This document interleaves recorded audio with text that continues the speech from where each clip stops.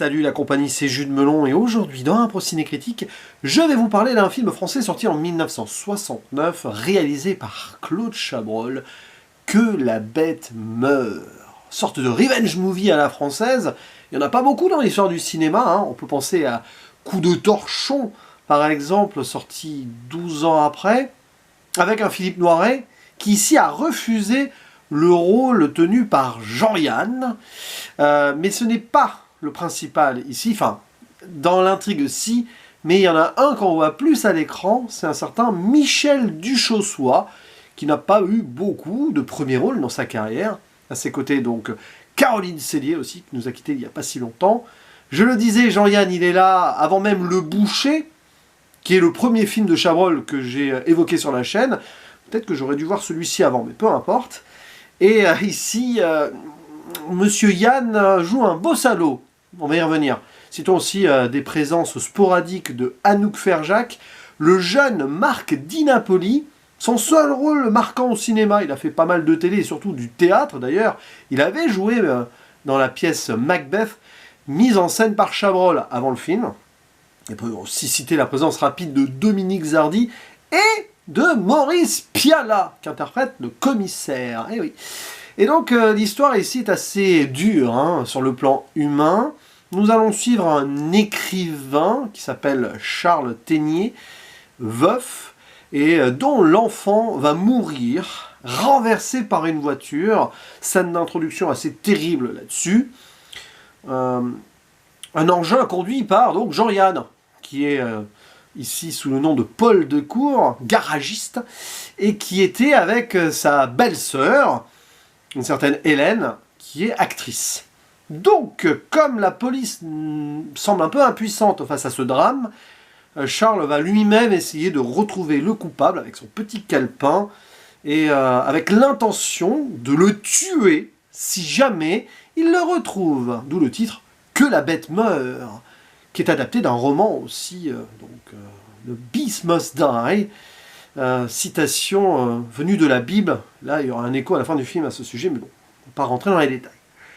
Et donc, on va voir la déshumanisation, c'est difficile à dire, de cet homme qui devient clinique dans sa vengeance, plus rien à perdre. Déjà, il n'a plus sa femme, et donc son fils est mort. Mais ça ne va pas être si simple que cela, parce que dans son enquête personnelle, il va d'abord tomber sur la femme, l'actrice, la belle-sœur, mais qui a eu une relation aussi avec son beau-frère, c'est assez particulier. Et il va se rapprocher d'elle, alors, pour peut-être arriver à ses fins, mais se rendre compte qu'il va s'attacher à elle, surtout, et que c'est le beau-frère garagiste qui était au volant. Et donc, à un moment, il va y avoir cette confrontation entre le père de famille et cet homme parfaitement détestable. Et on va se demander comment il va arriver à ses fins, s'il va arriver à ses fins ou non. Et il y a pas mal d'imbroglios qui vont rendre le film assez passionnant sur sa dernière partie, ou son milieu, dernière partie. Bref, c'est un film qui m'avait été conseillé, enfin, que j'avais noté sur une liste depuis un petit moment, et parfois on a des attentes un peu exacerbées à ce niveau. J'avoue que j'ai beaucoup apprécié la façon dont Chabrol dépeint l'humain, mais ça je vais y revenir, mais c'est peut-être un peu en deçà de ce que j'aurais pu imaginer, quand bien même ça reste un film assez remarquable sur pas mal de points. Peut-être que je me préfère un peu Le Boucher, mais ça encore, j'en suis pas certain.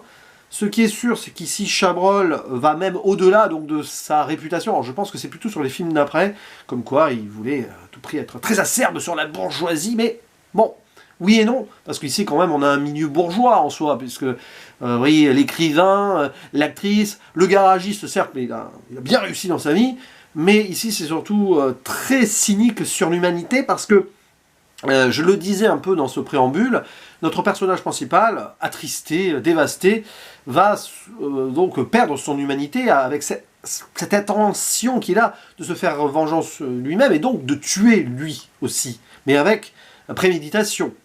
Alors qu'en face, le personnage de Jean-Yann est absolument horrible, hein, avec sa famille, avec son fils. Le personnage du fils est très passionnant, j'y reviendrai vite fait. Avec sa belle-sœur, un gros beauf qui a la haine de tout, enfin, qui pense qu'à sa gueule, enfin, c'est vraiment, il n'y a rien, quoi. là-dessus. Mais au final, je me demande si donc cette horrible protagoniste n'est pas le plus humain de tous, dans le sens où Chabrol nous montre ici une humanité sous une facette assez négative, mais lui, bon, il a cette sincérité, il ne cache rien, enfin il ne cache rien, si, en soi, mais il est brut de décoffrage, alors qu'autour de lui, c'est une autre forme d'humanité qui cache son jeu. C'est très intéressant, ça. Il y a des moments de confrontation assez intenses, cependant, pas suffisamment peut-être pour aller au fond du sujet, je trouve, parce que Chabrol a voulu un petit peu rendre cela diffus et assez littéraire dans l'approche. Alors c'est une adaptation d'un bouquin que je n'ai pas lu, peut-être qu'il a voulu rester proche d'un certain écrit, certains dialogues, certains moments un peu, voilà, qui manquent peut-être de brutalité dans certains points, et le côté tragédie qui est mis en avant, avec des références à Homère, donc tragédie grecque. Chabrol avait mis en scène donc pas mal de pièces, dont une de Shakespeare au moins, où le jeune Marc Di Napoli joue. Donc on sent que c'est un petit peu là-dessus, noyé là-dedans, avec aussi un côté artistique, musique classique qui intervient, des citations. Peut-être que ça manque quelque part d'une forme de viscéralité, mais c'est quand même très poignant. Et le fils donc du personnage de Jean-Yann, très bon Marc Di Napoli, hein, un acteur qui n'a jamais refait donc de cinéma après,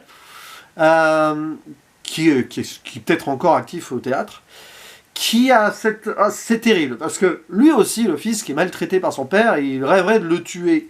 Et il y a une connexion qui se fait donc involontaire et indirecte en soi, avec lui, le personnage de Michel Duchossois. Et c'est assez fou parce que c'est un petit peu une forme de destinée, c'est le fatum, on parlait de tragédie grecque, qui va faire que les deux ont pas mal de points communs et pourraient faire la même chose. Voilà, que la bête meure, mais qui doit tuer la bête? C'est ça la question.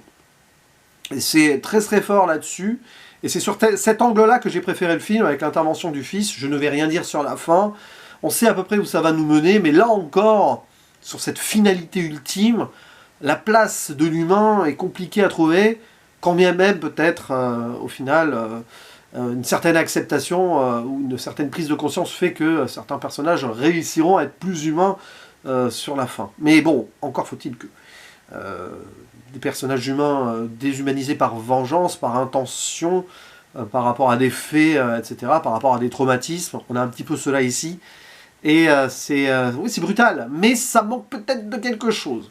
Un tout petit peu. Par contre, la mise en scène est très bien, parce que Chabrol met justement au centre de son point de vue des personnages qui manigancent, qui sont un peu paumés dans tout cela, écrasés par celui de Jean-Yann quand il est présent, qui a un petit peu sa cour autour de lui, parce que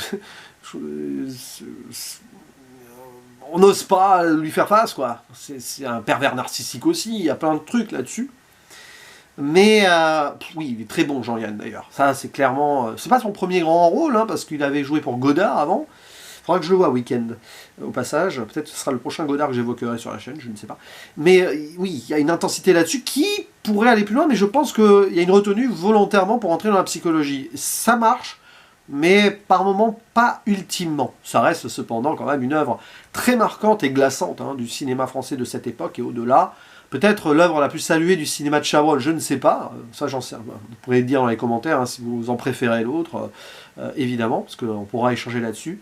Ce qui est sûr, c'est que ça reste dans l'esprit, ces films de vengeance, il y a toujours la psychologie du spectateur qui rentre en jeu, parce que ferions-nous à la place des personnages? Très bonne question. Je retiens donc aussi cette mise en scène d'entrée, là, ouf, avec l'enfant à vélo, là, la voiture qui arrive et tout, et la première réplique du personnage de Jean-Yann qui en dit long. Voilà, c'est quand même vraiment bien construit, mais par moments peut-être un petit peu trop évasif sur certains points, je ne sais pas. Enfin, c'est le premier ressenti que j'ai eu après un seul visionnage. Maintenant, c'est possible que plus tard, je revoie les choses autrement, mais ça reste quand même une vraie réussite, attention, là-dessus, pas de souci. N'hésitez pas à dire en commentaire ce que vous pensez donc de ce métrage, de la performance des acteurs, des actrices, et donc où vous le situeriez à peu près dans la filmographie de Monsieur Chabrol. Puisque j'ai déjà évoqué Le Boucher sur la chaîne, celui-ci, on verra lequel sera le prochain. Peut-être que vous allez m'influencer ici-bas. Allez, je vous dis à la prochaine. Ciao.